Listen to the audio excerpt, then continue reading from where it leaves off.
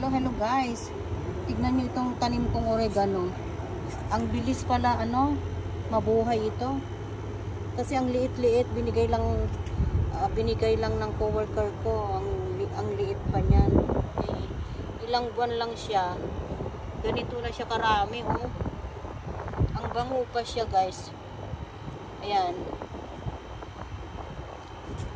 Kasi sinubukan ko yung pag nung inuubo ako, sinubukan ko yung napapanood ko sa mga vloggers at saka sa YouTube na pwede pala itong dahon niya, pispisin mo lang siya, tapos yung juice niya iinumin mo. Sinubukan ko kaya meron akong video doon naman siya, ano ba to, effective naman siya, guys. Sandali lang yung ubo at sipon ko, guys. Ayan, ang gaganda na, ang bango pa, guys. Bango-bango pa siya. Ayan. Ayan. Ang bilis dumami pala to na tanim.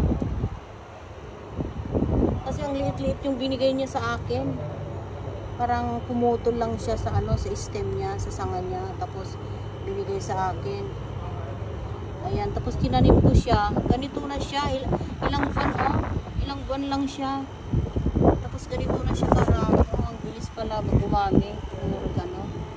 Ayan, guys.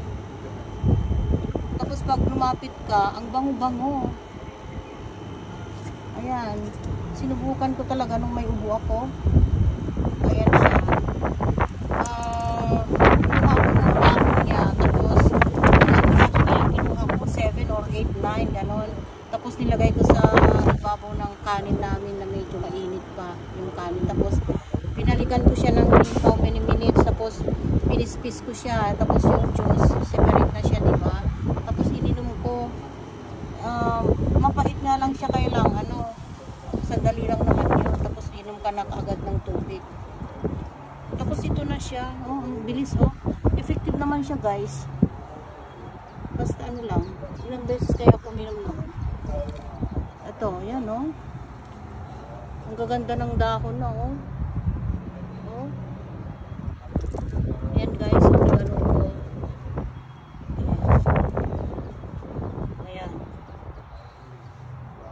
Ayan, guys. Kaya transfer ko na siya sa mas malaking pot.